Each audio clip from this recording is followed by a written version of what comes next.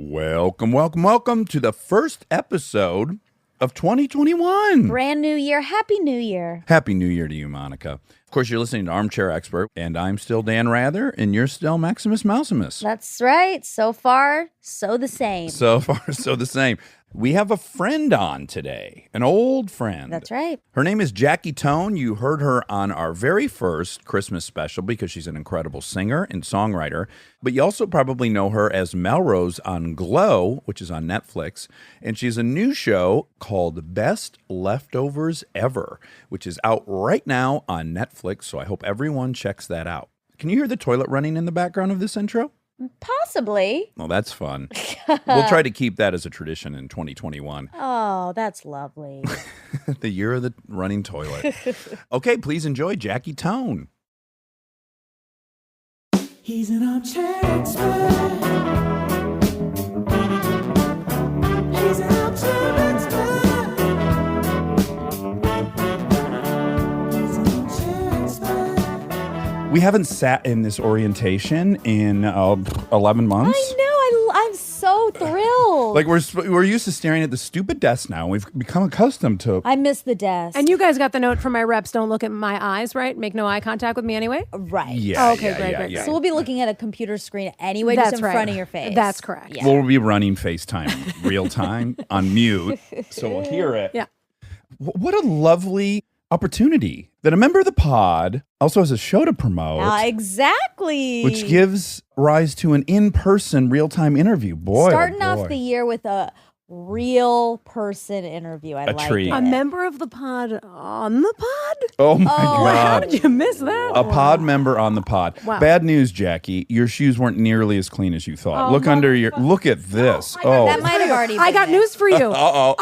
Wait, we need to get forensics in here. That was here when I came. I swear. there was already a huge Shit. pad of mud under the sofa, Directly under my shoes. and real dark, like it's wet. Like it's wet. Well, Yeah. Well, so there's two pieces of bad news. A, you had an existing stain in here. B, there's a water leak that's made that moist. So a lot going on. A lot in going here. on, and all pointing to I definitely soiled your rug with my wet mud boots. But I don't think I did, I swear. God damn it. Yeah, but we don't need to point out all the little issues in the attic because we got a lot. We got a lot going. We got a pee cup. We got some dirt. Oh, yeah. So the first thing that you noticed, Jackie, was there seems to be a cup of urine on my desk. And it doesn't even seem to be a cup of urine. It is clearly 100% conclusively a cup of urine. How many days old do you think that urine is? I'm going to go 11 to 14. Oh, wow. I think it's about 8 days old. It was last week. So we had to bring you up to speed, which was I had. Well, you tell it, Monty.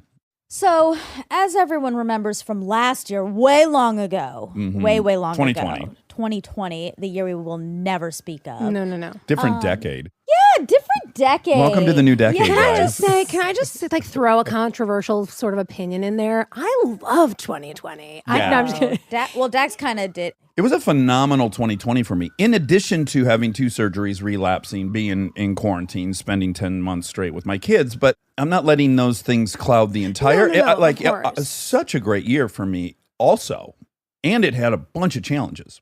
I guess I would describe mine exactly the same way. All the specifics are different. Other than Glow getting canceled or Renew reversed, because that's a term I didn't know was even a thing. Wait, what's Renew Reverse? We shot half the season. Get the fuck out of Oh, here! it's wild. That was one of the massive gut punches of other than, 2020 just being a garbage fire. Had you shot half, then Corona happened. You guys shut down production. You were going to resume, and they said, you know what? Let's not resume. That's right. We took a 2-week break like everyone else. We only shot 2.5 episodes and we're a 10-episode order.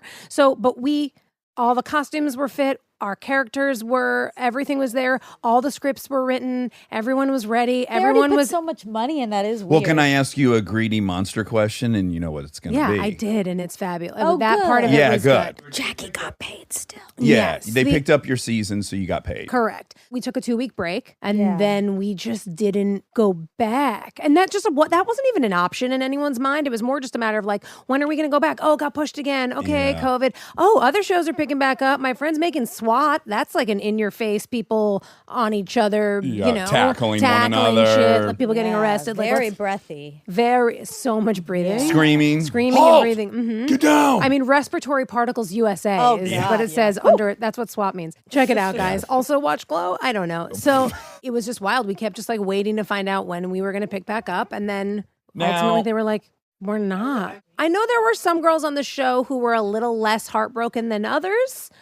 Just because so much time had passed. Yeah. And with TV, a wild thing is I'm in first position at Glow for as long as it takes to make season 4. If it takes 2 years, tough shit. Tough shit. A lot of the girls were like, it's a massive bummer. We wanted to make Glow more than anything. But if we were just going to keep being on hold for 6-month increments and can't do other work. And I don't want to get too much into how the sausage is made, but I do think this is fascinating, and this does have to evolve. This is one of my complaints. So traditionally, you did movies. People did movies, and you're contractually obligated to them for 3 months while they make the movie, and maybe 3 weeks built into your contract of reshoots. So, worst case scenario, you're off the market for 4 months. Correct. And then the other option was you were on a network television show, which generally shot for 9 months of the year, and you were exclusive to them. Now, you had to ask them if you could do a movie in the summer. They would give you the right to do that. But again, you were employed for 9 months of the year. Now, in this new world of streaming and small shows, you're only shooting fucking 7-8 weeks a year to make your 8 episodes or your 10 episodes, and then they hold you for 48 fucking. And it's not like the old days where you would go do a movie in that period, because there are no movies to go do. So really what you want to be able to do is go do more limited run TV shows. This is where I think SAG needs to get their shit together and go, there's no fucking exclusive TV stuff anymore, just like there was no exclusive movie stuff. Well, you did a Disney movie this year, so you will not do a Universal movie this year. That never existed, but that's kind of what's happening in television, and it's horseshit.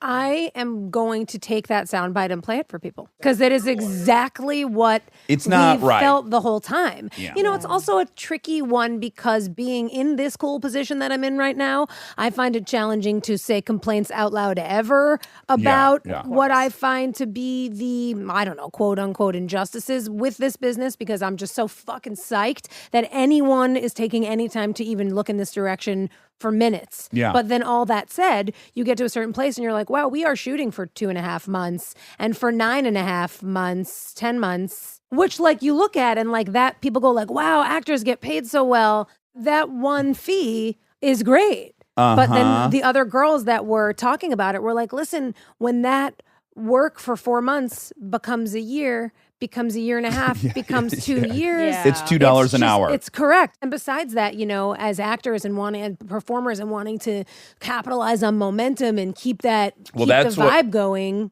From your point of view, if I were you, that would be the single most frustrating thing. It wouldn't have anything actually to do with the money I was losing. It would be like, I've been out here for 25 fucking years. Finally, people want me to be in shit. And I can't. My manager for season 2 of Glow, who I fired mostly for this, but for a lot of things, told me not to do Glow season 2, because he was like, if you turn it down, that's how you have the negotiating. Sure, and the I was leverage. like, leverage. And I was like, you realize that I'm 35 and no one's hired me till now, right? And this is the sound of my speaking voice. I got a specific thing, right? I'm selling just this, right? Oh my God. And they're buying it. Well, this is why We do have to get back to the P at some point. we're going to get back to the P. But yeah, we're on the wild in-person ride. See, on Zoom, you got to keep it more linear because, the communication is so challenging. Sure. And is this computer in front of my face distracting you guys, or No, it is I good? feel No, good about no, it. no, no. Okay, It's great. made your lighting perfect. Perfect. Okay, so you and I connect so often. We always have over the years. We know each other because you and Kristen are friends. How did you guys become friends It's originally? crazy. So Kristen and I met in 2003, Okay. which is a minute ago now. That's 18 years ago now. Cuckoo crazy. So, and we met because Andy Fickman, the famed and jolly motherfucker who we love so much, directed her in a 99-seat theater production of a show called Snow, and directed me in a 99-seat theater black box production of a show called Jewtopia. Oh, Jutopia. So Andy was directing both of our little shows, and Kristen came to Jutopia. I went to Snow, and we were the only women of our girls, actually. We were kids, girls of our age. And I said to Andy, who was that blonde girl in Snow? I just loved her. And he's like, you know what's so weird? I should give you guys each other's numbers. She said the same thing about you in Jutopia. So and I think she just moved here from New York, and she didn't like know a super ton of people. And I don't know if I can say this. Those were the Kevin days. Oh, God, yeah. Oh, no, I talk about Kevin, man. He's a wonderful guy. I He is always a have wonderful beautiful guy. stuff to say about him. And That's Kristen's ex-boyfriend. Yeah, and then it's a feather in the cap of Kristen and anyone who's dated Kevin. He's That's- a wonderful, handsome as a motherfucker. Handsome as a motherfucker, Yeah. delightful guy. Never met him. Oh, you'd like him. You've missed out. What if you started dating Kristen's ex? I think he's married. I've already looked into it. Wow, then you would be officially Kristen's stepdaughter in some weird way. She'd love that. Oh my goodness. So- I don't know how that would work, but somehow, It would. yeah, you'd be Whatever hers. title you put on it would be right. So if I was her I guess- stepdaughter, then Although that makes no sense because you're No, it marrying makes no Kevin. He's not sense, yeah. adopting you. Yeah. That was a misfire. And if he Well. did adopt her, would have nothing to do with Chris. So it wouldn't No, matter. no, Yeah. no. But if she is my stepmother, the P baby is her Step-grandchild? grandchild Okay. with her husband. Oh my God. Oh my God, I'm really sorry. I just because ding ding ding. Maybe that'll be our second P baby. Oh my goodness, you're gonna have to pee in there as well. Do you know about yeah. P Baby? I don't think you do. No. So Monica's house is just across the street. Yes, of course. And we were there touring it, and I peed in the toilet. It turns out the water was shut off, so it just sat there. And then, I don't know, 2 weeks later, Monica said, I had to pee on top of your pee because what else was I going to do? Yeah. And then we discovered that we had made a P Baby who now lives in that toilet, and it's our child. I'm gonna throw up. Oh, Is it actually like a thing of It's a child. It's a baby. Yeah, it's a beautiful Be baby. careful because it is our child. So Okay, just- no, you're right. And I just want to say about a couple seconds ago when I said that was going to make me obviously throw up because that's a normal response, I want to apologize for that. Thank 'cause you. It feels based on both of your facial expressions that I was way off. Yeah. We love this baby a lot. Okay. P baby, and it's a she. And we worry about her Yeah. because she's lonely. And, And She she lives in a has- toilet, so and there's it's no upsetting. other P babies to be friends with. Right. Yeah. No brethren. No. Well, until now, Monica, pee in that cup. We're making Pea a brother. second P baby. Okay, so you and Belle became really good buddies. Yes. And then, of course, 13 and a half years ago, I started dating Belle. Wait, And 13 years ago? yeah, a little more. Wait, that's crazy. Yeah. Wait, does it feel longer or shorter? to you? I can't tell. In the moment that you said that, I feel like I've known you my whole life. Yeah. But in that moment, I was like, that felt longer than it had been. Because I also remember sitting on the bench outside her house in the valley, and you guys had briefly broken up. And I went over there, and there were dogs everywhere. And I was just being a homie, and it was not great. And then it was great when you got back together. So I'm trying to get to the point where you and I share so much similarities, I think. And So many. I'll label them for myself as mostly my character defects. But like we see each other. Yeah, that's deeply true. Like we'll all be in a circle and someone will say something and she knows that the worst part of me just went like, fuck this guy. This fucking guy wants all the attention. He thinks he's got a fucking clever story. And I'll just look over and Jackie's like watching it all register. Okay, now he's jealous. Now he's mad. Now he's this. But then I'm feeling similar things of like, all right, well, this guy can tone it down and maybe give someone else a little bit of a moment to shine. And then we make eye contact. But I think in our older age, like we've both gotten pretty good at biting our tongues. And just having that's some acting self-esteem. out. Yeah, that's having true some too. fucking self-esteem. But I believe this is why you and I relate so much is that I, like you just mentioned you were 35 and got on your show finally. And I was acting since I was 9. Yes, and I was out here for 10 fucking years and I was in the Growlings and I'm watching all these people work and all these people make money. It's just slowly killing me. And I'm like, the options, or it feels like the options at that time are either acknowledge I'm worse than them or acknowledge there's something unjust. And once you've decided it's unjust, I resent people. Sure. I've found it, and this talk about the worst parts of myself and my character defects. I found it difficult. And you know what's weird is I think Kristen was always somehow an outlier. Where I'm you not weren't just jealous of her? saying that because she's my best friend and you're her daughter and you're her stepdaughter P baby and you're her husband. But like, I just never was that way with her. You know, actually, interestingly, I never saw talk about insecurities and self-esteem. I don't know that I ever really believed that level of grandiosity for myself. So when she had it, I was like, oh, cool, like my movie star mogul best friend. And then it was really my friends who got the episode of Castle I tried out for. Yes. It was that was hard to be because that was within my reach. That I went in on, and 99.78 times out of 100, it wasn't me. And then I also think you and I share that, like, you're either into this or you're not. Well, I'll speak for me. I'm not very good if you plug me into just anything. Yeah. I can do a couple things pretty uniquely. I think that's what I'm riding on. And so the smaller end of the game, the beginning steps of the game are really flexibility and being able to get plugged into things. 100%. And I just was not good at that. And you know what else was wild? And you're both going to cackle at me. Didn't know I was specific. Not kidding. Sure. But I also think this is all compounded by the fact that you were out here when you were 9 and you had deals. You had stuff. Like I was in New things York were when I was coming. 9. Oh, but then you were out here. Well, oh shit, I could have fact checked you later. I blew it. What if it was the first time ever there was 2 fact checks? So we had our fact check and then psych, and then you and I had a fact check. I would love that. And then we fact checked you. And it was the mirror in the mirror in the mirror. But when you moved out to LA, you were how old? 17. 17. And you were working a lot, right? Well, I started acting when I was 9 and I did random things, whatever I could get. The only real job I got, I was on The Nanny a couple times and played 2 different characters. Oh. Fran Drescher and Fran Drescher? Yes. No. Yes, Minnie. Wait, really? Oh my God. Minnie Fran Drescher. Of course. And young Fran Drescher. I can't imagine anyone in the world being better at playing young Fran Drescher than you. Minnie and Young. Oh my God. And my character once was Francine, and then I think the other time Tiffany, but I was Fran's cousin. Oh, it's Tiffany, my second cousin twice removed.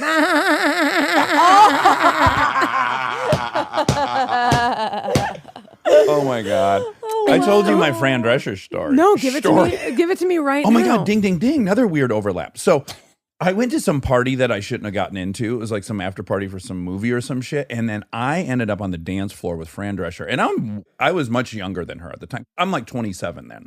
She already had her big show and everything. I'm dancing with her all night long. I'm going to go on a limb and say she really dug me.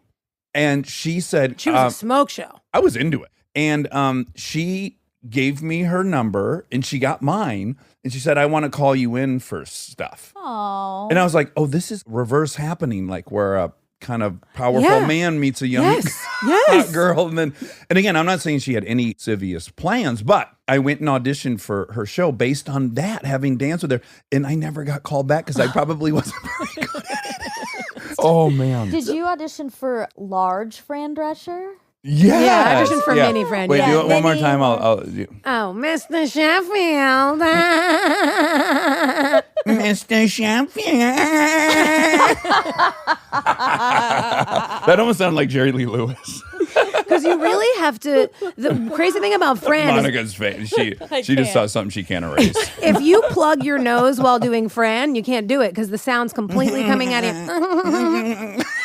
Oh, wow. The sound is coming out of your nasal cavity. Oh my God. There was so much pressure going into the audition because I'm like, that's she's the kind of thing. like, I got to want it to suck. be you, yeah. I got to suck to not get this, and I didn't get it. Well, I think a lot of the time too, when I speak for myself, another overlap, when I had nothing going on, it was almost impossible to get a job because every opportunity meant so much to me. They could see that little seed of needy in your eye. You walk in the door and they're just like, oh, she wants this way too bad. Like You're like, you're hey, too did you guys park outside? You're doing bits. Yeah, what is it? Oh, that's all the meter man smoked or popped a quarter and someone else. You're not even doing jokes. You're just being loud and fast. Oh. Okay, so in case Fran Drescher here, I was so interested in her. Oh, and Just- she was my hero my this was- entire life. Yeah, there was nothing negative about that whole story. I loved her. She was my hero. And then obviously I was legitimately a mini Fran. And then I got on that show and I was like, this is the coolest shit ever. But to your question, Monica, I started when I was a kid and I got whatever little things I could, which were very, very few and far between. And for a large part of my childhood, elementary, middle, and high school, my mom was taking me to New York City to go on auditions.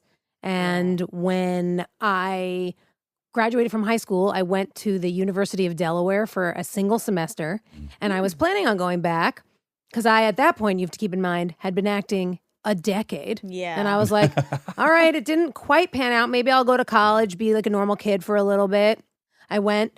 And then Delaware has I keep saying mini, had this mini mester. So they stopped December 15th, didn't go back till February 15th. Oh, so wow. kids could get all these extra credits. On that break, I went with my mom and my agent, Aggie Gold of Fresh Faces Agency of Baldwin, Long Island. Hold on. Aggie Gold of Fresh Faces Agency from Baldwin, Long Island. Of Fresh Faces Agency. And the fucking agent of agents, this woman. She would just cold call Andrew Lloyd Webber and be like, you'll never hear from me again if you don't like this girl. I deal only in Fresh like Faces. Estelle from Friends. What's funny is she started her career because she always only repping redheads because she like gave herself a niche. So anyone that needed my God, redheads this is so went to weird. her. I love it. Then I she love did it. only kids. Then only redheaded kids. Then only redheaded kids. Then only one redheaded kid. She put Tatiana Ali on Fresh Prince. She had Joanna Garcia back in the day, and she was like this tiny agent out of her like back house in Long Island, and she was a killer. Oh, sure. So then when I moved out here when I was 18, and I think it was a fairly big error when I moved to LA. Never told her this, but here we go. People were like, you have a little tiny agent who works out of her house in Long Island. Like, get one of these big LA agents. And I did. And I was better off with the woman who looked up who created Roseanne and was like, those are Jackie's sensibilities, and called them until they answered the phone and would meet me. Yeah. Like some 1950s shit. Like, just calling MGM. I'm calling all the people, see? And just like did that until they met me. Yeah. And it happened. I would meet people. I would bring a boombox and sing to karaoke tracks in like the lobby of a hotel. She'd be like, I've got this big producer coming to meet you. And then I would go sing to Rent to karaoke tracks in the lobby of a hotel. Oh my God. To the DoubleTree, which we lied and said I was staying in. We were what staying at a hustler. hostel by the airport called the Adventurer Hotel. It was the Adventurer Hostel. And when she called people and they asked where we were staying, she would say La Adventura. Oh my God. I want to read a biography about her. Is she with us still?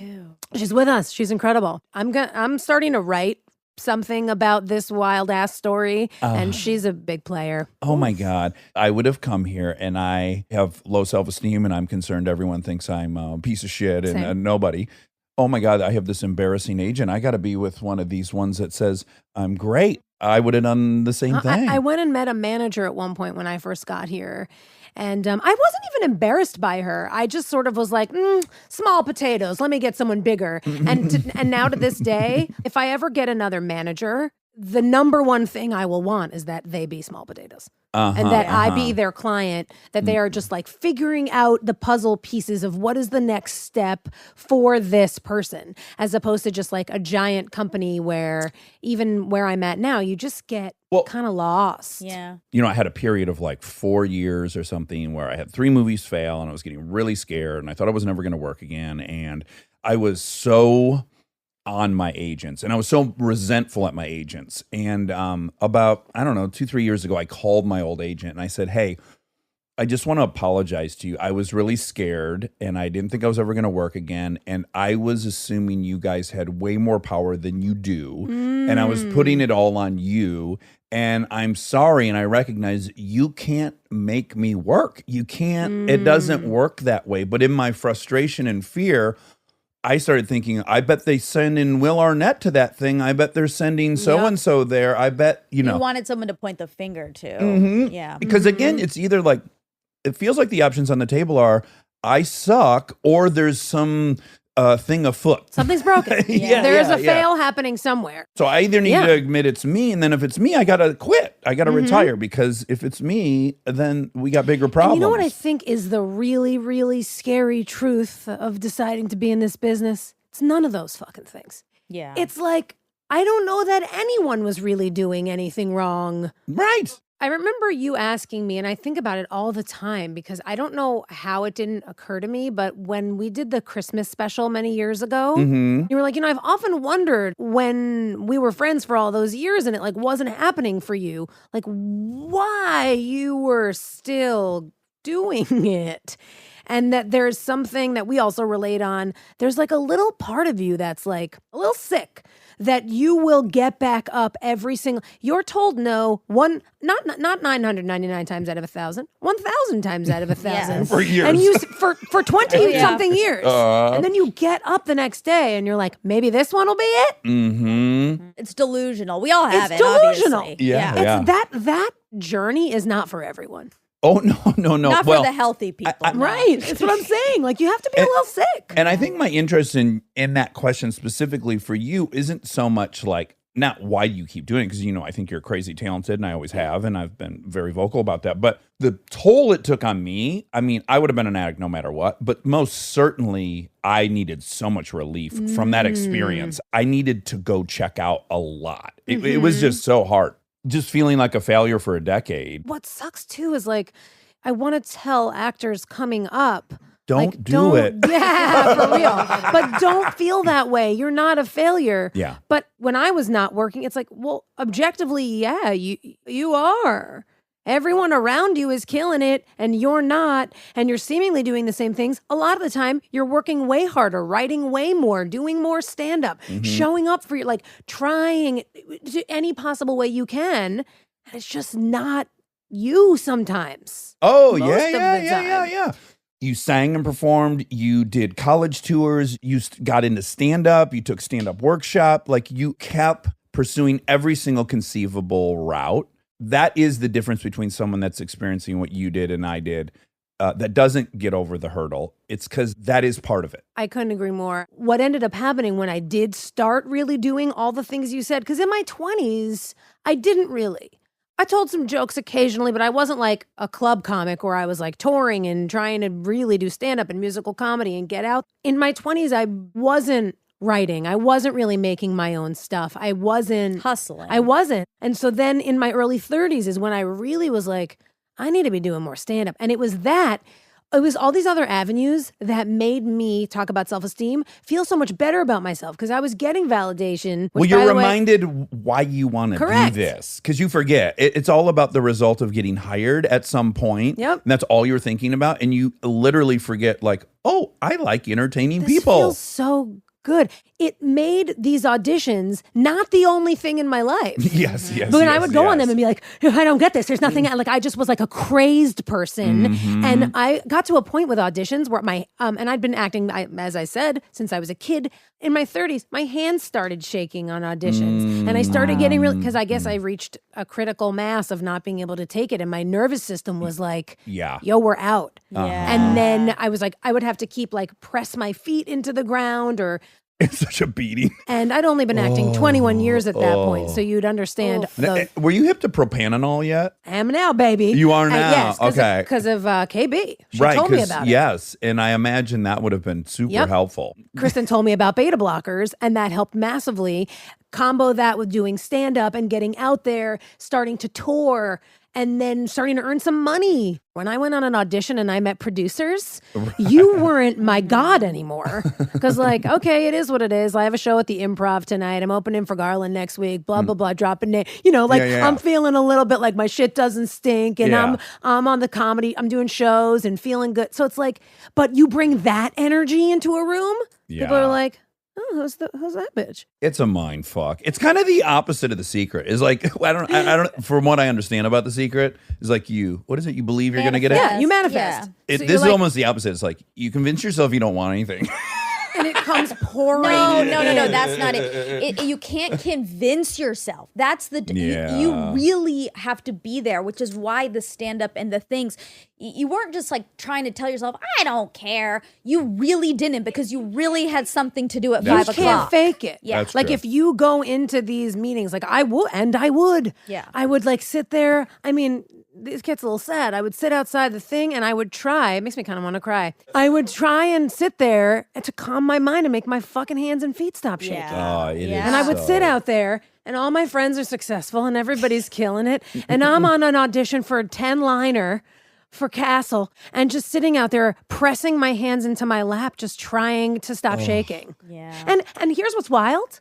I didn't feel nervous. I wasn't like, oh God, those people in there, they could, Your body keeps a score. My body kept the score. Stay tuned for more Armchair Expert, if you dare.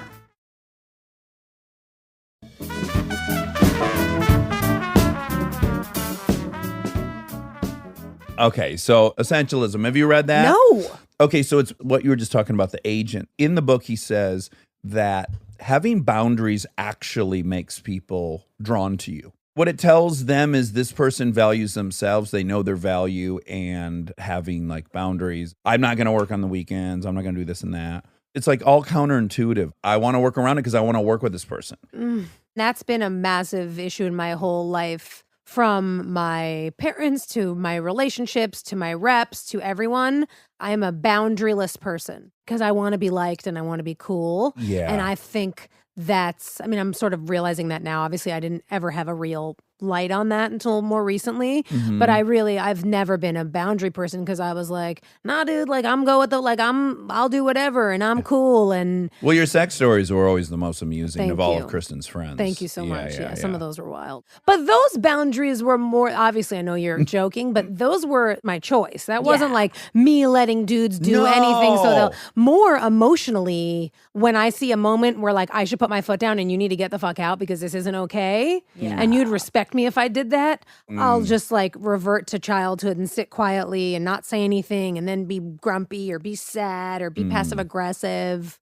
But don't you think too, in that state, going through that for a couple decades, that it can put an abnormal pressure on relationships? Because like now this relationship you're in has to basically fulfill everything that's going on in your life and nurture all these wounds that exist. Enter my 20s where two things. One, I wasn't doing other stuff. I was just saying, okay, I got reps. I hope I get jobs. Wish me luck. Fingers crossed. And the other thing was I was so wrapped up in my relationships in my 20s that I focused so hard on the dudes that I would date one for 2 years, 3 years, 2 years, 3 years. And I was serial monogamous and I would always have a boyfriend. I would watch them skyrocket too. Yeah. And I would. Oh, so rough. I mean, over and over and over and over again. I mean, You're like a talent scout. yeah, my pussy is.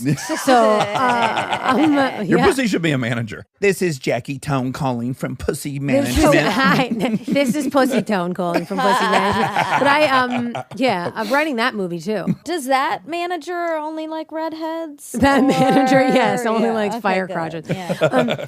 My Magical Puss movie, my writing partner Rachel and I just finished it, and we're gonna go out. Wait, we've blurred into reality. You've written up a movie. We had like a fun joke about your pussy being a manager, and then now I'm learning for the first time you actually have a project.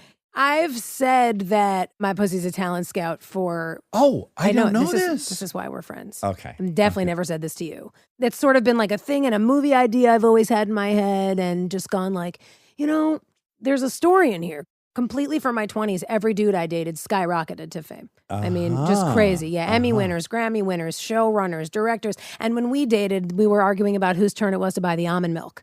Was it that you were seeking out people who could get proximity to that? No, they had nothing going on. I hit you with my theory on this years ago. I don't know if you remember it. I'm sure I do. Let's hear it. You said I can't date someone who's not really funny. Yes. And I said, are you sure it's not that you can't date someone whose approval of you means something? Sure. Meaning this person's a comedic genius, so if I can make them laugh, that approval will feel better. If I make Joe, taxi cab driver, laugh, big fucking deal. So it's not unrelated because she was attracted to people who were hyper talented because their approval felt really good. And of course, hyper talented people do end up working. Yeah. So it's like, it's not unrelated. No, it's not unrelated. You know, as we've talked about a million times, there's a ton of hyper talent that nothing ever happens with them. A, and B, with these particular set of This dudes, this stable of gents, harem, I mean, one was broker than the next. I mean, one lived on a couch in his friend's studio on Franklin. Wow. And then became like a millionaire? a multi-millionaire. Oh my Wow. Pop star, like crazy. Yeah, it's just wild. Wow.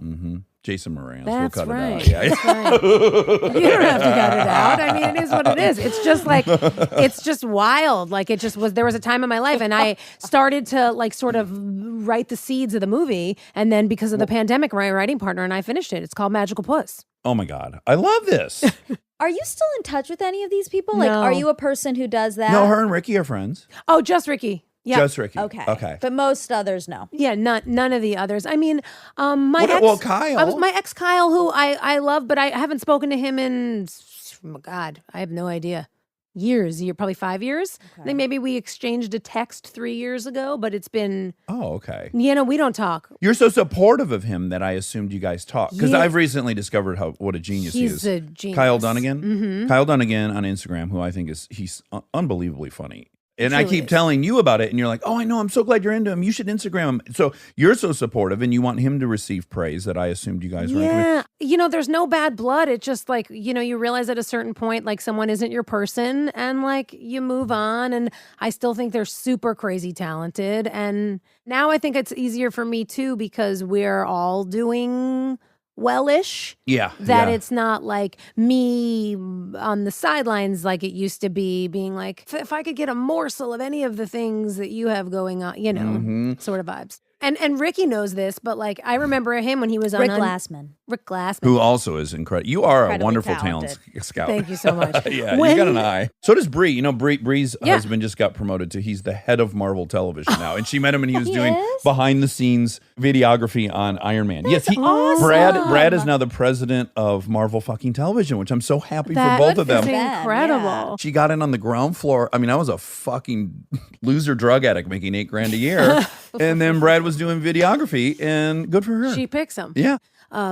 When Ricky would like come home from Undateable and have a totally reasonable gripe about Yeah. the job, I would want to make a Jackie shaped hole in the wall and fucking escape through concrete any way I could. Yes. And by the way, same thing would happen when I was on Glow. I would come home and Their jobs. from my leotard, I was like, literally the zipper was digging into my back all day and I was wrestling and it was hurting and I was like, it hurts. I can't touch my back. I can't sit back. Just whatever the natural gripe was. But Yeah. if you're talking to your partner who doesn't have a job and can't get a job, and like he would come home and be like, oh, I don't know about this dialogue or whatever. I couldn't sympathize. I couldn't be a partner to him. Yeah. Like I couldn't sit there and rub his back because I was like, I would fucking kill. I would kill for what you're complaining Yes. about right now. Yeah. Yeah. And again, just to make sure like I'm not putting him in a bad light, these weren't. No, he wasn't a prima donna. No, he was By the coming way- home and like bitching about regular work stuff. And I couldn't even hear it. When people wonder why Bree and I broke up, if it was because of having an open relationship. And I'm like, no, that really wasn't it. There were many things, but one of the bigger ones was all of a sudden I started making all this money and we bought thermostatic valves at whatever the high-end Home Depot used to As be. I one forget. does. What's that? Home Depot used to have a Lowe's? high-end. It was above Lowe's even. It was I don't know. It doesn't matter. The thermostatic valves are the fucking valves that are behind the knob you turn in the shower. And I had bought $6,500 with them to remodel the house. And I was very upset to spend $6,500 on something you don't even see. And I was complaining about it for a good 25 minutes. And we were in the car and she finally goes, "You fucking are going to make $1 million this year. Will you fucking shut up about the $6,500?" Ooh. Now I'm like, yeah, from her point of view, fucking get over it. Yeah, why do I have to shoulder your issue Yes, with the 6,500? And I went from making $8,000 to making $1 million, and she's still making whatever. And it must have been maddening. We're both right. Yeah. Like I was just going Yes. to say that because I Yeah. was saying that was starting to sound like you were discounting your experience, which also is totally valid. yeah, I don't That's want to fucking spend. annoying. Yes, and I've been broke my whole life, so it seems crazy. I'm the same. I still save and I still don't spend. we talk about this because I don't have that issue. And I try to tell Jackie to just get what she wants. I know. I'll text Monica and be like, "Can I?" She's like, Buy this pillow? Well, I once saw her in these really gorgeous shoes. These just like, and they were just a booty. Like they weren't excessive. And I was like, "What are we doing with those booties?" And she was like, "They're Stella McCartney, and I wanted them, and I bought them for myself." And I was like, "Teach me the fucking ways." Okay, so someone who knows both of you, I just as an objective outsider, I do think somewhere in the middle of you two is probably the Yeah, great that's place. right. Because we have had Monica and I have had. I'm sorry, so sorry. How much was the price of that lamp? I know, but am I ever in a position where I'm like, oh, fuck, I have no money. I No. spent the money on that lamp and I shouldn't have. No, Can I borrow? I'm Right. incredibly realistic Yeah. about my life Yep. and about what things cost for me and how much I have to buy lamps and shoes. I think you're And doing I great. have no children. The big thing is your parents were hustlers. My mom was a yeah. hustler. Money was My parents on were gym teachers. Right. So money was on our mind all 18 years. And Monica's parents were a little more comfortable, engineer and a computer programmer.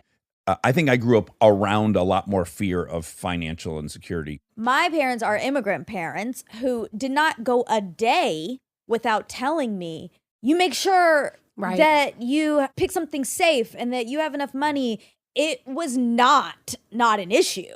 Right. My mom is an immigrant as well, and the child of Holocaust survivors. And so our house growing up, you couldn't throw out a chick. You could boy. throw out a chicken. There'd be Yeah. nothing left on the chicken. Don't throw that out. I'm using the bones. I'm using the fucking bones for Ma. Yeah. And she would sometimes eat the marrow. Or I'm making stock. I'm not making stock. No one's making. You're not a chef. Yes. The Jewish Guy Fieri. Like, don't throw that out. Everything was like, there was looking through the garbage that happened to make sure you didn't. If you threw out cereal, there was always. But then on the flip side of that, we had everything we wanted. There wasn't one sugar cereal in the house. There were 6. Like, there was an abundance. It wasn't like we sat there and had nothing. My parents always took super care of us. They both did. You know, we were like fully middle class in Long Island, and like we wanted for nothing, but it was more what was infused. It The was fear. It's a palpable fear that you can get passed on to. Well, we would have the family meeting, I don't know, every other month where my mom would go, we don't have enough this month. So we're going to go to the grocery store and we're going to get meat and we're going to get bread and we're not going to pick out a cereal and we're not going to get blank. And that was once every couple months. We yeah, definitely didn't that's have real. that. We didn't have that either. But they were almost trying to convince me that we were in Right. that situation when I knew we were not. Yeah. And it backfired on them big time because they were trying to instill fear, but I could see that we were in no problem. Like there was Right. we weren't in the danger zone.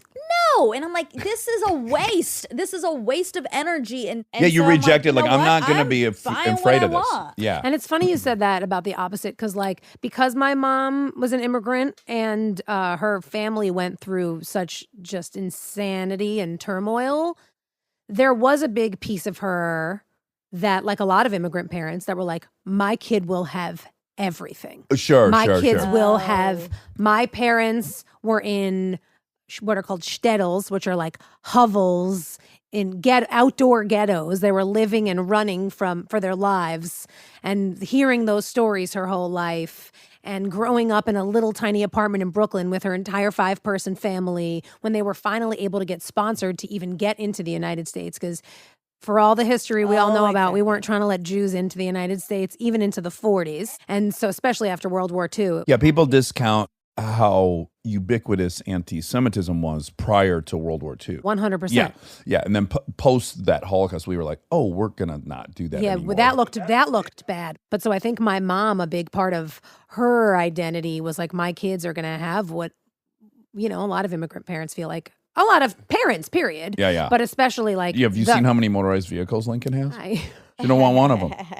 She got more motorized vehicles than And I you were had like, until I was 25. Believe me, she loves cars. Believe me. Dax. But so my mom, she gave up a lot of her working life to take me on auditions and to make it so my dreams can come true and make it so I could, because when you're a kid actor, it's 20% about you as the kid. Who's taking you? Exactly. What do you, Yeah. you know, yeah. you Who's need- running your lines with you? Who's All of it. And yeah. then I also have to give credit where it's due that all that said, she wasn't a stage mother. I was the one begging to do it. She wasn't like, put on your fancy dress. You've shown us this video of you at your bat mitzvah in a suit. Were you wearing a tuxedo? Sure was. And you're just bossing everyone around. You're telling people to sit down and you shut up and you make a speech and then you sing. Wiping Right? off the kisses of Holocaust survivors.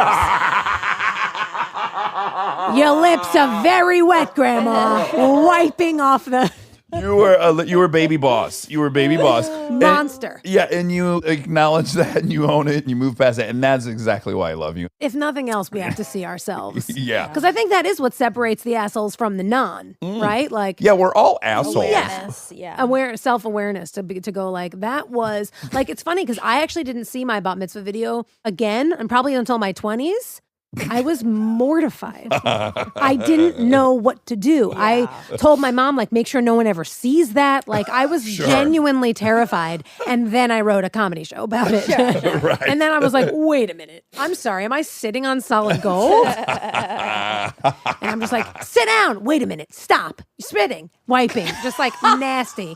I grab the mic from the DJ so loud it makes a noise. It goes, It's like a scene from a movie. Oh, I love it. Like, or it would be normally like a billionaire's spoiled kid. Yes. Yes. It's 100%. so great. I don't know who enabled that behavior my whole life. Oh.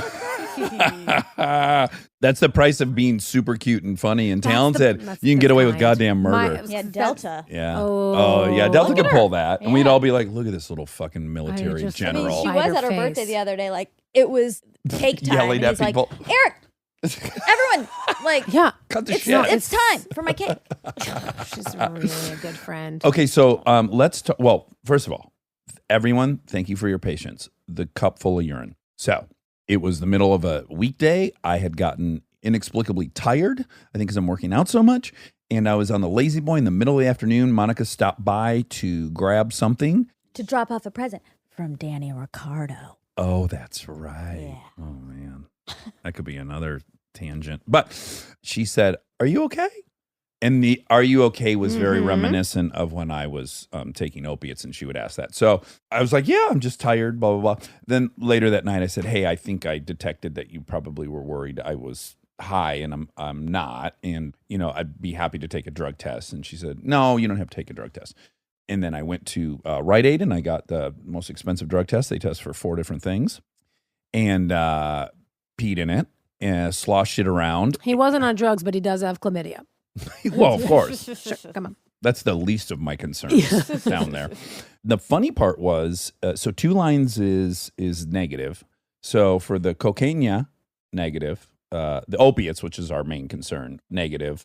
And marijuana, negative. But for methamphetamine, not positive, but basically, it says right on there, even a faint line counts. But it was really faint. And I was like, this is really weird. Also would not describe why I'm sleeping in the middle of the Well, day. certainly Yeah, that was exactly. not the outcome of doing meth.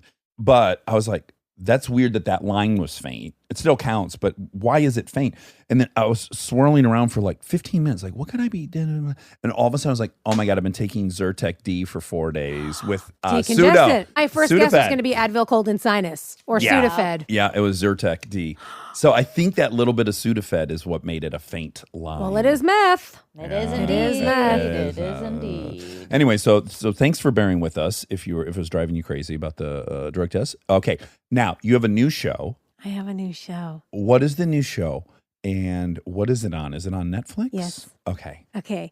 It's called, I'm so excited. And I'm extra excited because this past weekend I watched them all. Okay. And I'm really excited now. That is wonderful. Yeah, and you know me. That's terrifying. Terrifying.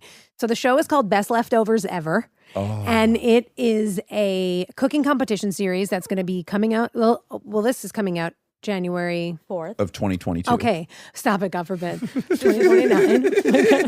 Anyway, thanks guys so much for having me. All episodes streaming on Netflix as of December 30th, 2020. And I would describe it as like Pee-wee's Playhouse meets Nailed It meets Chopped. Like it's wackadoo. Okay. So the contestants enter through a massive Chinese food takeout container with enormous chopsticks next to it. And me and my fellow judges, I'm the host and I judge. And then we have restaurateur and culinary influencer David So to my right, and cookbook author and world-renowned chef Rosemary Schrager to my left. And they are ridiculous. How did that decision get made? So it's magical elves. They do Top Chef and Project Runway and sort of like best in class for reality competition shows. So I met with them in September of 2019. I just got an email from my agent. So I was like, hey, the magical elves want to meet you about this cooking show. Didn't even say it was about leftovers. They were looking for Netflix talent and obviously Glow. So I was like, cool, let's go do it. So I go in and I meet a couple of these execs. And then the third dude that introduces himself to me looks familiar. We look at each other back and forth a couple times. He gives me a huge bear hug. He's like, get in here, Jack. And it turns out that the guy at the time that runs Magical Elves, this guy named Toby Gorman, who was a low-level segment producer when I was on American Idol A decade in ago. 2008. Wow. 13 years ago. That's correct. Oh my god. Also, Jackie was on American Idol. Yeah. Spoiler alert. Big spoiler. If you're going through the back catalog of American Idol. And how far did you get? Top 36. Top season 36, Mm-hmm. season 8. I wish I had brought this up when we were talking about this just repetitive spin cycle you were in, where you're so talented, yet the people around you are going up to the stratosphere. So what a literal example of that, of being on American Idol, and then like the people you became buddies with that you were drawn to in that experience, then make it to the top. Yep. I remember Paula Abdul did like Leno, and they asked her who her favorite contestants were that season. And she was like, I can't say, but I love that Jackie Tohn. Oh, and I was my like, God. I'm about to win this motherfucker. Yeah. And then I went into shopping and then for a boat. 100%. Literally had to return the yacht. I went into Idol the next day and went home. And I was like, it's wild how they do that show. But anyway, so I go into this room. What it turned out had happened. You want to talk about wild ass career things? 150 million things in my career had to happen exactly as they did for this to happen as it did. So a list of Netflix talent, funny women. They wanted a woman and Netflix and funny. This list passes Toby Gorman's desk, and I'm nowhere near the top. And he looks through it and he goes, let's see Jackie Tohn first. And he's telling the story in the meeting. I did not know this. And he goes, and I brought you in because I remember when we were on Idol, we were like, what do we do with this girl? This is a singing competition and she should have her, like, it was very kind. And he was like, and she should have her own show. Like, people need to hear this wise assery coming out of this kid. And like, but we obviously couldn't capitalize on that. You're on a singing competition. And so he's telling this story and he's like, and I've always just wondered what would happen with her. And then she was on Glow and I was like, someone finally gave Jackie Tohn a chance. And then your name came across my desk and I was like, she is the host of this show.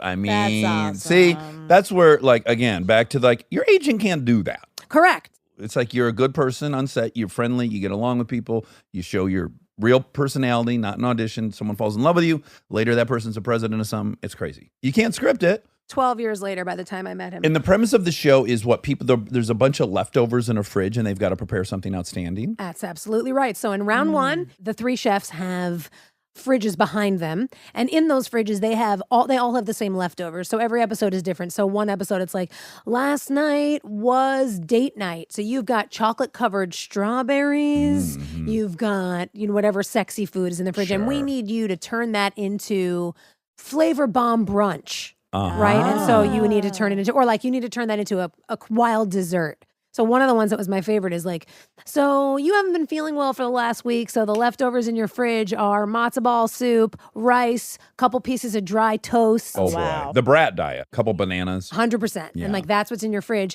And we need you to turn that into a decadent dessert. So isn't that awesome when you go down and you actually taste the shit and it's incredible? It's incredible. There was very, very few times, like I can think of one time I was like, that is not an egg that I'm gonna, I even said it on the show. They like cut to me and I just go, it looks like a boogie. which was not nice. I wish I didn't, but also it was gross. You're in a little bit of a tricky situation, are you not? Because I watch American Idol, and I don't fucking like when you blow smoke up someone's ass Nope. and you don't actually help them, but also you don't want to be a dick. Nope, there's a very thin line. But I think also the other judges, since one of them is a chef and the other one is sort of a culinary You're expert, off the hook a little bit. I am. It is a little ironic that you're the host of a cooking show Thank you so because much. of these many things I know about you, you being a chef is not. That's correct. Well, I have a personal chef, and I don't know how she finds the time, good old Kristen Bell. I mean, I still come over here, and I'm just like, what is for lunch? And the kids are running around, and all this stuff is going on, and the phone's ringing, and there's press, and she's just like, I could do light life sausages in the pan with like peppers and onions really quick. Do you need me to do rice? Or are you fine? I'm like, no rice. And she's like cooking and Yeah, and then you're like, I don't like peppers. And she's like, just try it, and then you love it. oh, everything I hate, she cooks and I love. Yeah. It makes no sense. I'm like, no mushrooms. She's like, don't worry, just try. Every you love it, time. yeah. I know. But then round 2, my fridge comes out. My fridge is sort of like a character on the show. She's shy sometimes. We need to coax her out. Sometimes we need to cheer fridge. Yeah. You get it. Yeah. My fridge comes out and it's whatever takeout I got the night before. Oh. So one night it's Mexican, French, Italian, Greek, a different genre, ethnicity every day. And you can't take Italian and keep it Italian. Oh. So you can't take Thai and keep it Thai. Oh. Correct. I mean, some of the transformations, like, one of the foods that I had as my takeout was like diner food. So one person got a hamburger and fries, one person got chicken tenders and fries, and one person got a fried fish sandwich. Oh, And the girl with the fried fish sandwich made an incredible curry Oh. with gnocchi, Uh-oh. and she turned the French fries into the gnocchi. Oh, And then wow. was able to cover up all those flavors by adding in the coconut milk and the Yeah. curry powder. It was wild. So the contestants themselves must have some deep cooking background. Oh, no? absolutely. They're varying degrees. Every episode, we tried to cast people on the same level. So it'd Okay. either be like 3 restaurant owners or 3 home cooks or 3, nice. like it wasn't just like people crazy out of their league. it's not like Nailed It where they're literally just a person. No. doesn't know. Okay. They all Whoever know drove how you to cook. the studio that day. And then we give them the $10,000 prize in a casserole dish. That's a casserole. Casserole. So tons of dad jokes, like more than I can count. Can't wait. I cannot wait. That sounds so fun. I think another thing that really like pumped me up about it, not to harken back too hard to our mutual best friend, but like there's so much food waste that goes on. And I know that that's something that doesn't really happen too crazy at this house because everything's turned into something else. Like she's constantly like, whatever's in the fridge, throw it in a pan. And that's what Best Leftovers Ever is. And the last thing is that round 2, they have to take whatever they've gotten for the takeout leftovers and turn it into high-end cuisine. So we're talking boy. plating. We're talking drizzles. We're talking, it's really, Presentation. really 100% matters. Accoutrement. Because sometimes if you're making an arroz con pollo, no matter how delicious it is, that's looking like a pile of rice. Yes. America. Now, to your point about food waste, the bulk of my holiday break has been because we have the new house that we can't sleep in because we didn't get the occupancy permit. We failed that. But we're trying to spend time there. And then Kristen ordered way too much food. So we have all this food at the old house, and then we bring it all the way over to the new house, and then people come over, and then they eat it, and then we bring it back to the old house for when we want to eat, and then we bring it over to Eric and Molly's house in case they want to eat it, and then we bring it back, and then we bring it back to the. This all happened. I have put the same meal in and out of her car probably 12 times in If the I have last to open 7 this days. all-time bag one more time, I will. It's incredible. Last night I was reloading it up, and I was like, I think this is my 9th time putting this fucking box But in I the love truck. that so much. There's no waste. No waste. Oh my goodness. You should have Carly on the show. She's kind of the master of there's nothing in the fridge. Her No, I specialty know. is leftovers. Yes. Taking the scraped off junk out of the squirrel And then she leftover. turns it into like a cheese crisp. You're like, what did you I do? can't- Yeah. Yeah, with a hot sauce somehow. I think I am going to come eat at the house after this. infused Now I'm in the starving. I'm cracker. starving. Who's gonna cook for us over there? All right, so what's it called again? It's called Best Leftovers Ever. Best Leftovers Ever. And by the time you're hearing this, it is on Netflix. Best Leftovers Ever. Please watch all of them immediately. Were you shooting it during COVID? No, actually, Oh. we're super lucky. So we shot November 2019. Okay. And these cooking shows, they're so incredible. We shot 8 episodes in 2 weeks. Yes. Shot 4 in 1 week, 4 in the next week. It's the dream. It's this massive burst of energy. And then we were done. Oh, yeah. It's a journey. I'm just going to say, at the risk of making people's expectations too high, it is a comedy cooking show. Okay. I'm in. It's a I'm comedy. in. It's a comedy too. cooking show. It's a wacky. It's like when I heard about comedy horror movies, I was like, how could that possibly work? And then you're like, that works. Well, Monty and I, we're going to binge the shit out of are. this. Guaranteed. I'm excited. So everyone check it out. Jackie Tohn, I love you. I love you guys and I'm so so glad. Love you, much. Jack. I'm so glad you were our first in person in, Oh my in God. the attic in almost a year. Wow. Kicking off the new year. Yeah. I love you guys. Follow me on Instagram at Jackie Tohn. Yeah. Do it. I like that. But spell tone. THO. Okay. No, you're first. You said Jackie Chone. And now Chonies. first you said Chonies. Jackie's Chonies, Jackie's ball sack, and now you've spelled my name wrong. Let me handle this. It's not good. Yeah. Let me handle this. I'm very bad at it. I'm also not good. I'm remedial reading. That's another thing we have in common. Yeah. And a big chip on our shoulder about being dumb. Yeah. So I will prove to you with my volume somehow that I'm smart. That didn't work In the well. absence of facts, I will give you volume. At Jackie Tone, just kidding. Just screaming it. TO. HN. I knew there was a fucking H in there. There's That's what 100% an yes, H. yes. TOHN. Okay, Yeah. great. Like John, but with a T. I love you guys. Love you guys. Love you. Let's go eat. Bye. Stay tuned for more Armchair Expert, if you dare. And now my favorite part of the show, the fact check with my soulmate, Monica Padman. Welcome to the first fact check of 2021. Welcome. Happy New Year. It's so nice to be joined by you. I'm excited to jump into this refreshment of a year. Before you give us the facts, should we do a recap of last year's resolutions and then maybe... Absolutely. Okay. Do you remember yours? I remember mine. Shit. What? Was it 2 years ago that you were going to stop saying you were busy? Yeah, that was 2 years ago. What was mine for this year? I remember mine, and mine actually worked. Okay, tell me.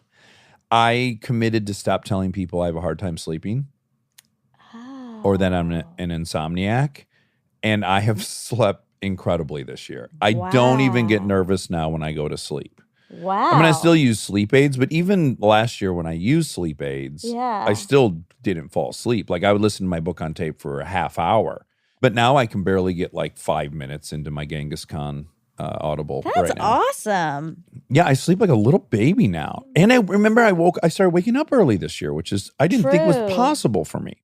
Last year was hard to do anything correctly, you know, like if you made a resolution to cut down on alcohol, like you probably didn't do that. That wasn't the year for it, you know? It makes me think of the Mike Tyson quote, and he may have taken it from someone else, but he said, everyone has a plan for their fight until they get punched in the face.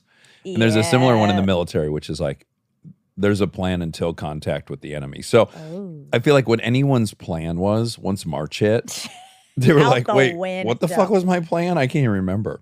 I just also think it's so bizarre that, I mean, it just feels so simulation-esque that it was the year from essentially beginning to end with all the craziness.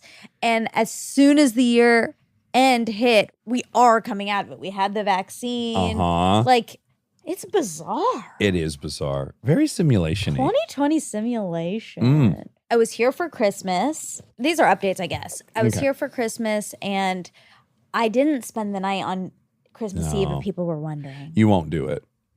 Well, what happened is Is it fair to say you learned a lesson that you lived with us for a couple months in quarantine and it was just too much and you had to get the hell out of there? No, that's not it at all. Actually, the opposite.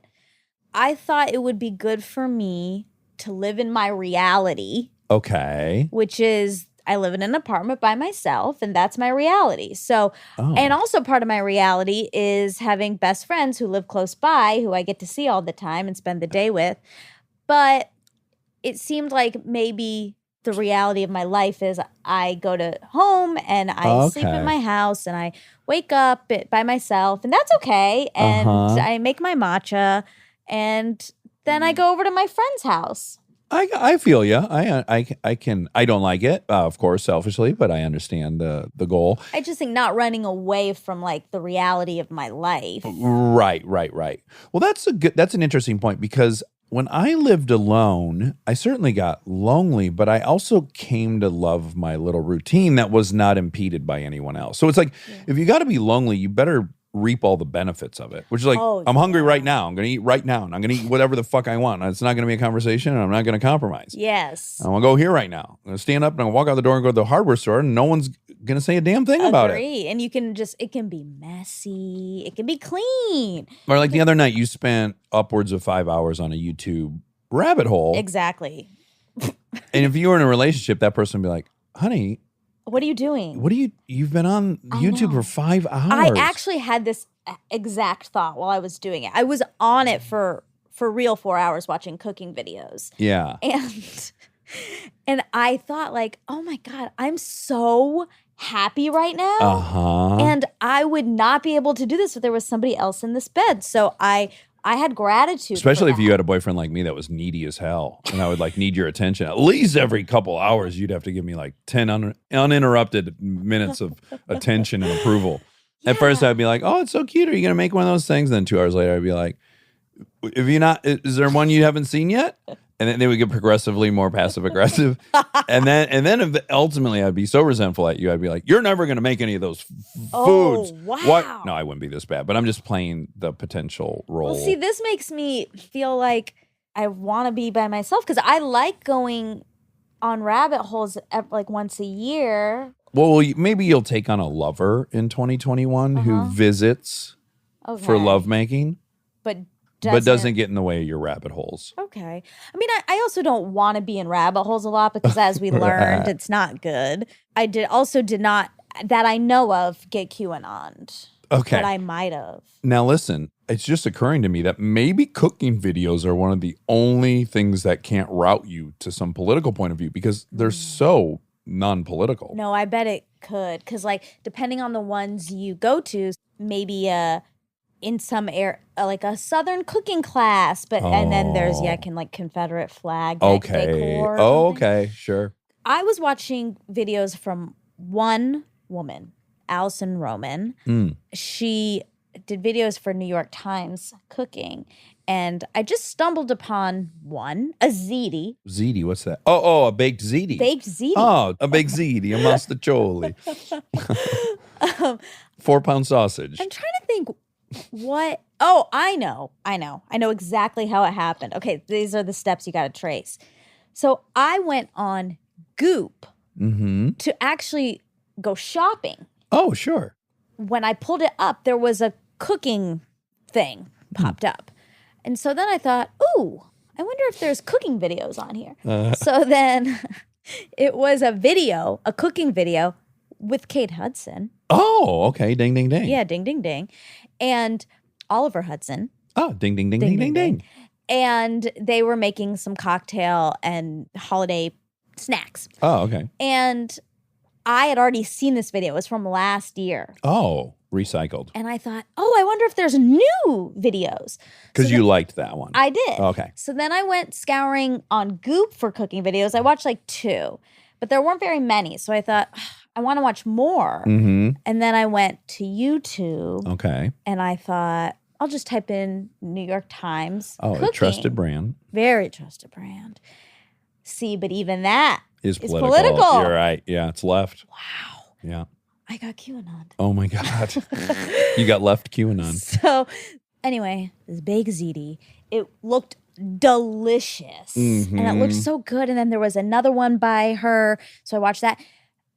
4 hour, and 2 of them were half-hour ones, which I was thrilled by. It was cooking for Passover and also big Thanksgiving in a little kitchen. Well, you know, now that you're telling it, I'm realizing I kind of did do that thing to you, which is I was texting with you for a minute. Oh, yeah. In the middle of it. And we were in the middle of an actual exchange. And you go, I got to go back to my YouTube rabbit hole. And then as that ended, I was like, could that possibly be what she's doing? Oh, no. Yeah. What did you think? Well, I don't know. I just was like, what what could be this pressing? These YouTube videos. That would be a very bad excuse. If I Although was in doing this case, something correct. illicit. Well, that's what I'm saying. That it had to be real because that would be too dumb of an excuse Well, if it was fake. now it would work forever. So you bought yourself like a look what totally I plausible. did. Yeah. Well, I do once a year, like I said, do this. And it's funny because Anthony, my old roommate, is very privy to this with me. He knows about this. Okay. And before I went to Goop shopping, I was texting with Anthony, like, what are some good books? He's really knowledgeable about books. Well read. Of the year. Very well read. And he said one or two, and we were talking about books, and I was like, okay, I'm gonna go to Audible. I'm gonna download. I'm gonna start doing that. And then the next morning I texted him. I said, well, I got 5 minutes in to A Little Life, and then I went down a rabbit hole watching cooking videos. And he said, there's our girl. Yeah, there she is. I got scared for a minute. Yeah. That you were going to read one of these books you bought. Yeah, he didn't like that. Yeah. It would be so off-brand if I read a book I bought. Yeah. We wouldn't know what to do. Anywho, And then you made, and then I made a shallot pasta. and it was, what do you give it out of 10? Because you said you're going to do a little, I'm gonna do some tweaking, only because. Okay, I hesitate to tell you this. 'Cause I'm gonna make it for The group. the pod. Yes, I'm scared to tell you this because there's an ingredient in it that I think is gonna scare you. ooh, Guess. quail eggs, No, it's a pretty simple pasta. sardines, Close.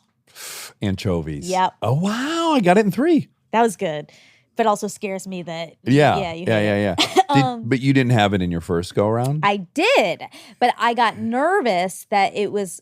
Does it taste fishy? So normally, no, like they don't. They melt into, like, Caesar salad. Caesar Yeah, dressing has yeah. anchovy in it. Sure. Lots of things do. It just enriches the taste. With fish. No, no. It just gives it like a good taste. So. Like a maritime. Hint of maritime. So this is my fear, okay? This is my fear. Okay. So this particular shallot pasta requires an entire tin of Oh, my anchovies goodness. and a ton of shallots. The daily catch. Exactly. So, But I love shallots, so maybe the shallots will drown out the daily catch. but they melt away. The anchovies just melt. They're gone. And they're gone. Sayonara, suck ass. They're gone. Yeah. But when I put them in and I was mixing, I was like, it does smell a little fishy.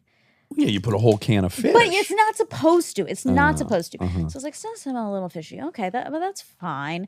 And then when I ate it, I was like, I can taste it a little. And I was fine with it. You love I your don't, fish. I don't mind maritime taste. Yeah, you like a nice Halibut briny, something real briny, like a barnacle toast. I'm fine with it. But I thought when I make this for the group, he is going to taste this fishiness and he is not going to like it. Well, you're right. I wouldn't like it, but odds are I would just swallow that and not But tell that's you. what I don't want you to just pretend you like it. I want to make something you like. Mm-hmm.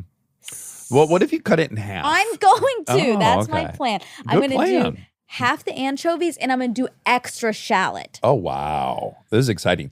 Okay, Yeah. while we're on this topic, we got sent from Erin Geiger-Smith, who we had on. Erin Geiger-Smith, who's so lovely. She sent us a present. Thank you, Erin, so much. Wobby Wob, Monica, and I got a box from Emmy Square, or Emily, more affectionately known, burger, which is, if you know us, you know we like Emily Burger. So yesterday, I got after 4 double-decker burgers for you, just you and I. Yep. Yeah. A bunch of people over, none of them eat hamburgers.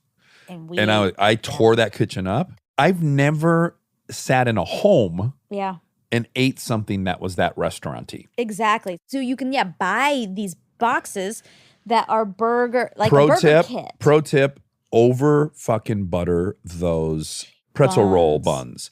Ooh. I slathered that shit in butter. So the whole sandwich was just fucking greasy as hell. And it, oh my God, I want it again already. I want it right now. Yeah, and we I'm starving for it. ate 2 of them yesterday with 4 patties. So good. They're magic. I had low expectations coming out of a box. Yeah. This is not an ad for Emmys. We are not in the rack with them. We wish. Yeah. We'd love to get in the rack with Emmy. We're grateful, so grateful that for Erin and for Emily. Yeah. And for your And for cooking us. videos. Yeah. Okay, so we can't remember specifically your New Year's resolution, I'm sad but I can't. but I assume it worked. I'm gonna assume it didn't work. Because if I can't remember it, I probably didn't put enough effort in. Oh, I know. Gratitude I know one. list. Okay. I don't want to bring this up. Because I didn't do it. Okay, tell me. You were going to eat like Oh, veganish several days a week. Shit. And you did a great job for a little bit. I did, but once that COVID hit, You said, fuck this. If I'm going to die this year, I'm going to eat whatever the hell I want. I did it perfectly. And I had all those things. Remember, it was like one day I could do vegetarian. Yeah. One day I could do, I had so many caveats. It was a little disruptive to my life, but yes, since you and I eat the exact same thing every meal, it was a little disruptive. But then we went to Vienna in February, the girls and I said, I'm not going to do that on this trip. It'd be silly. It would be not fair to the girls to have restrictions. And then I had my seizure. Right. And Well, then- you also had 2 Emily burgers. Ding, ding, But ding. that was on the trip. The trip, I was like, I'm going to take this trip off of that, but I'm gonna resume. Yeah, yeah. But then I had my seizure. I came home. I was like, I can't dealing with You vegetarianism. moved into our house. I moved into your house. I couldn't really deal with picking out my food. The stress of being with mom and dad during Corona had you run for And the then- hills. And then COVID immediately hit. Yeah. Anywho, you're right. I failed. Yeah. I mean, you did it for a bit. Yeah, but I failed. That's 'cause- generally how New Year's resolutions goes. You know what it might have been, if I'm being honest? Yeah. It might have been a hair too ambitious. What if you just said Monday is going to be Meatless Monday this year? Oh, yeah. I know that doesn't sound ambitious enough for It you, but it might doesn't. be. It might yield a better result I at the just end like of the shooting year. for the stars. I know you do. You're ambitious. Yeah. You're a winner. Well- oh, that's another thing. The state champion Monica won a spades tournament That's this break. right. Within the pod, we had a spades tournament. Yeah, And I You're the did, victor. I did leave victorious. That's right. yeah, It was really fun. And I was partnered with the birthday boy. yeah, Matt. The best part, we had to draw for our partners. Uh-huh. And then there was money presented for the winner. It was announced that there was going to be money for the winner. A good deal of money. Yes.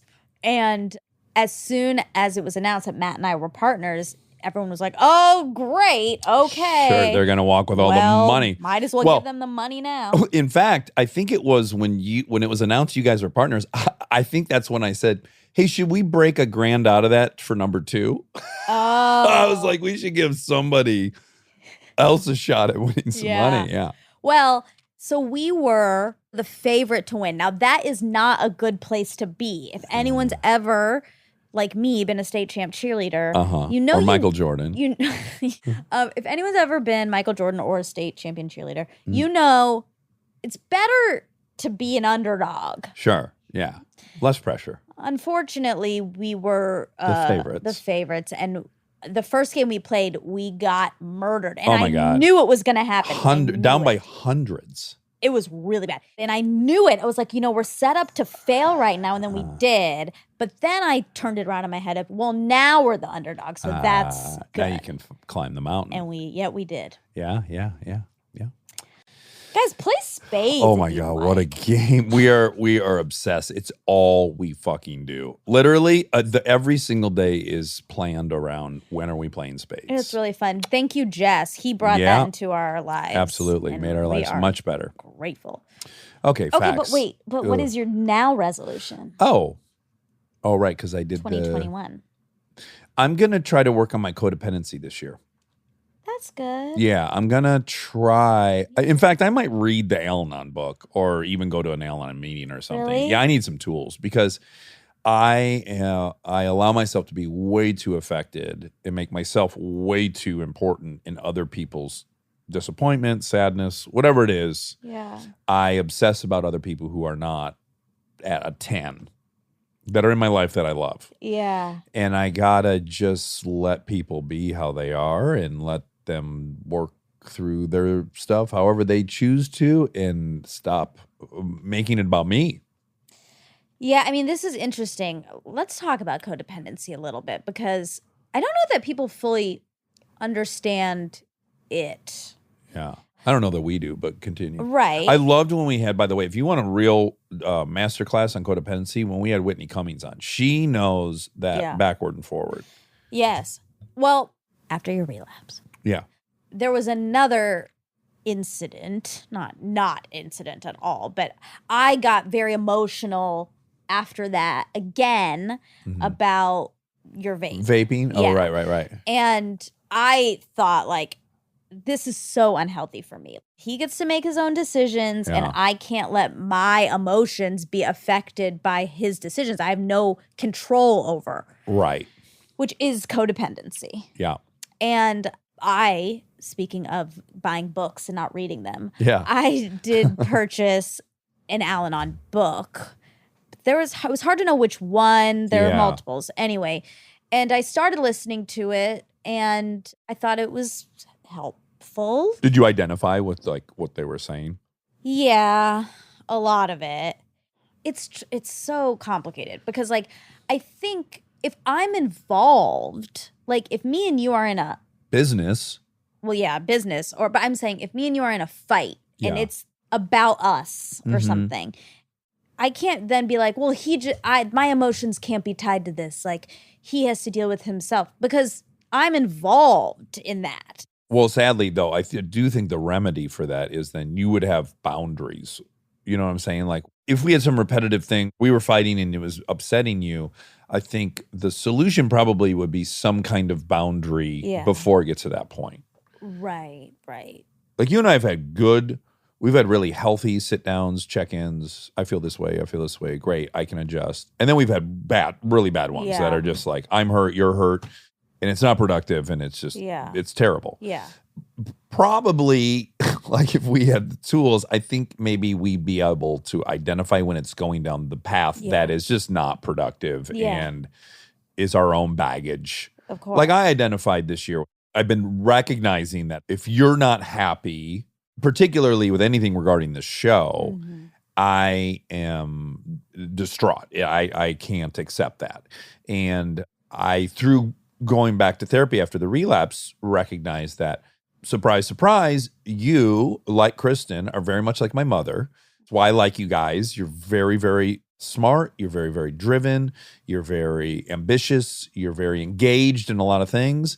And so all of that familiar connective tissue has me respond to you guys quite often the way I would respond to my mom. And it's not fair for either of you because neither of you are my mom. Yeah. I get an unhealthy level of emotion and concern and take things personal, resent you guys, as a result of just unresolved stuff with my mother. Yeah. I mean, look, it's complicated. I've been working on this with my therapist for a long time too. And I do think gotten a little better towards the end of this year. But yeah, boundaries. And for all of us, it's hard. All the personal relationships and the professional ones are all in a blender, and it's really hard to dissect what is what. And so for you, if there's something professional going on, you sometimes take it personally in our personal realm. Right. And Yeah, if I'm upset about something professionally, and then we go play spades, it's very hard to then just like shut that, compartmentalize. Make my brain not evaluate that other thing while it is, and so it's incredibly. I think it's more challenging than I think I underestimated it. Yeah. I assume a lot of people underestimate it. Like if they're really good friends and they get into business together. Yeah. I have to imagine it's rife with this kind of stuff. Of course. If we're at your house and we're playing spades, there's no power dynamic. It's just we're friends. Yeah. If you say I'm an asshole and I say you're an asshole, it's just all equal. And then if we get into something on the show, there's this very dicey implied power imbalance. Too dangerous to touch. No, it's not. It's not. I think it's important to have these conversations. Well, and I think that was my big mistake this year. I also think, boy, it's very blurry. Part of it is I think I'm the elected leader. Yeah. Of the team. Then I start treating you and Rob like, as I just apologized to you recently, like I went out and hired you, which is not the case. You and I came up with an idea together, and then you and I made this thing. Yeah, and it's yours, and it's also mine. Yeah. As much as we don't want there to be a power differential, there is only in the way that I can't say to you, We're talking about politics. I mean, I probably would say that. Yeah, or yeah, I'd yeah. say I really want to and we should. Yeah, yeah. But I can't say to you, you're fired or you're getting this amount of money this year or you're Right, this. So right, like right. you make those business decisions when it comes to me. Uh-huh. We make all the rest of the business decisions together, but you get to make the ones that are about me. Yeah.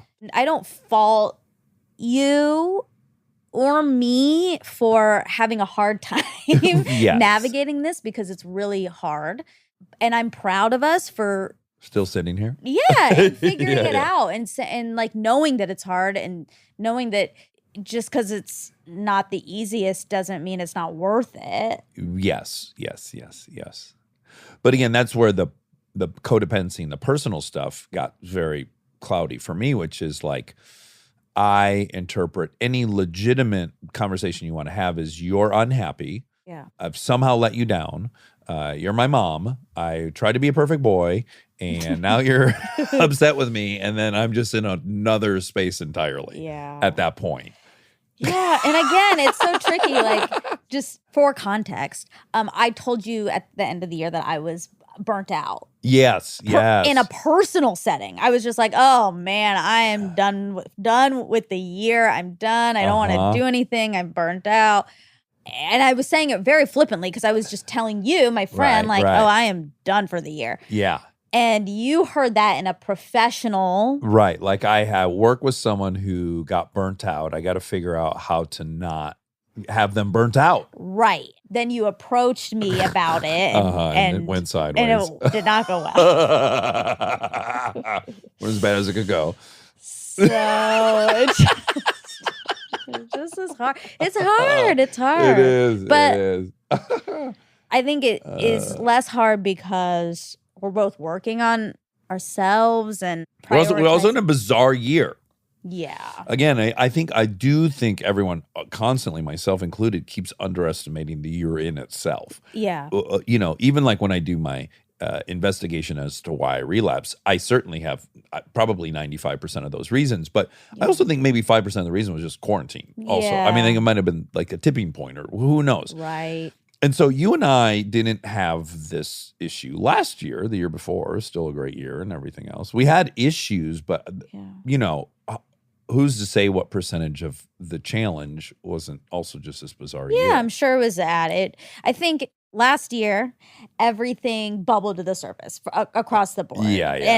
I think that's a good thing because it forced people to see the thing that was under the surface and address it. Yeah. I'm glad we addressed it. Yeah, me too. And that we'll keep addressing it. Yeah. But that was a great resolution.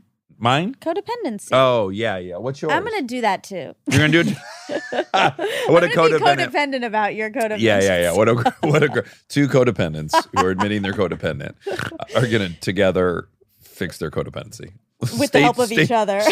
Stay tuned for the stunning result of this experiment.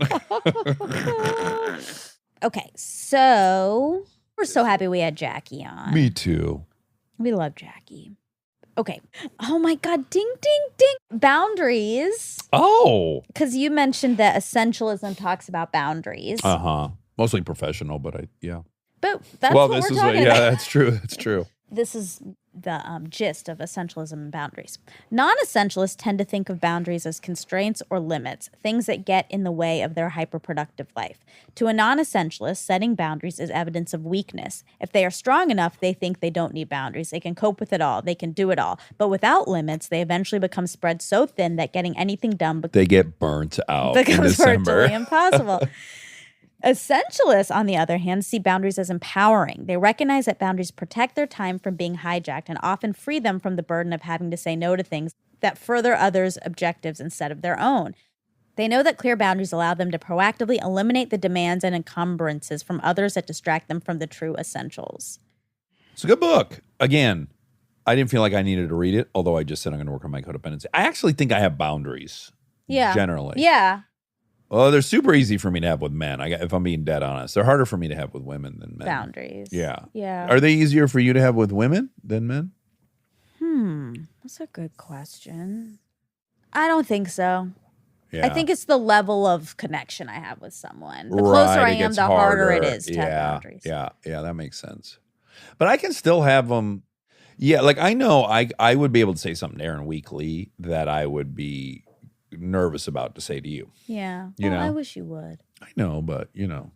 yeah, we're working on it. It's just on this It's only New a Year second just- day, third yeah. day. We can't even talk about the fact that I just got really old either, because we've talked so much. You turned 46 and tell us how you're feeling. Well, if I don't think about the fact I turned 46, I feel awesome. I feel incredible. Yeah. You I look feel great. Thank you. I feel bright. Yeah. I feel physically great. Yeah. And it's wonderful. If I start thinking about that, like in 4 years, I'll be 50, it's a little troublesome. You don't like I'm that. not ready to be 50. That's a ways away. And the thing is, and I'm smart enough to know this, but I can't emotionally feel it, which is, it's so generic, but my only evaluation of anything should be, how do I feel? Exactly. Like, I feel fantastic. If I feel like this when I'm 50, I don't know why I'm going to be bummed. Eric's 50, Yeah, he looks awesome. and we don't think, it's not like I'm not it thinking about- changes. It's not like no. we're like, Eric's old. I know. When I'm 50, you'll still be in your 30s. It's going to be a little bit of a drag. Oh, what? You're going to be like, oh, my buddy, he's a half a century old. So Yeah. we probably can't take him to the park because it's a little bit uphill from the where you park. No. We got to eat at 11. You cannot plan lunch at 2 because he'll be eating dinner at 3:30. Oh my God, it's already happening. I'm going to bed earlier. I'm waking up earlier. No, Oh. you're just taking care of yourself so that you last 1.5 centuries. Well, I will say I'm entering this year of life with way more optimism Good. about my longevity than I've ever had based on my colonoscopy and my heart scan. Yes. So, yeah. Yeah, so all things. That's our knocking on wood. I used to think like best case scenario I hit 70, but now I'm starting to think that I might hit 90. Yeah. Yeah, that's what I'm thinking. Minimally. Yeah. Okay. What is the high-end Home Depot? I still don't know what you were talking about. Were you talking about Ace Hardware? No. Maybe it was called HQ. Oh. Sorry. Let me see. That's all right. I just want to know what it was, and how could I look it up if I didn't know, you know? Exactly. It's almost impossible to figure out. Home Depot Expo? Yep. Really? That's what it was. Oh my God. Yeah, it was fancy. So it's still Home Depot. But it was called Home Depot Expo. Okay. Like Armani versus Armani Exchange. In this case, Oh. Home Depot's Armani Exchange, and then there was Armani. Oh, wow. All Yeah. right. Well, I'm glad we figured that out. Oh, a really important fact I have to check is when Jackie is talking about the boots that I wore, that she was like, oh my gosh, like she has fancy boots on. And she said they were Stella McCartney. Okay, They weren't. They weren't. They're YSL. YSL. Okay, that's Yves Saint Laurent. That's right. Okay. Okay. And then real quick, because we just touched on it for 2 seconds, Danny Ricardo sent us Christmas presents. And we love him. We love him. He sent us And Danny, beautiful helmets and hats. you're gonna date Monica. It's just that simple. Danny, Because now you Monica, don't have to, Danny. Don't get like but peer you're gonna. pressured. It's not that you have to. You're gonna. Anyway, Danny, we really appreciate the Christmas gifts. They were tiny helmets. Really cute. And they So weren't cute. cheap. They're a real helmet made to size. Yeah. Like if you were a squirrel or something, that thing would work in a high impact situation. Yes. Yeah, the helmet's really cool because he has a very fancy helmet. That's his own design. Yeah. Signature Danny Ricardo design. Signature. It's so cute. It's really cute.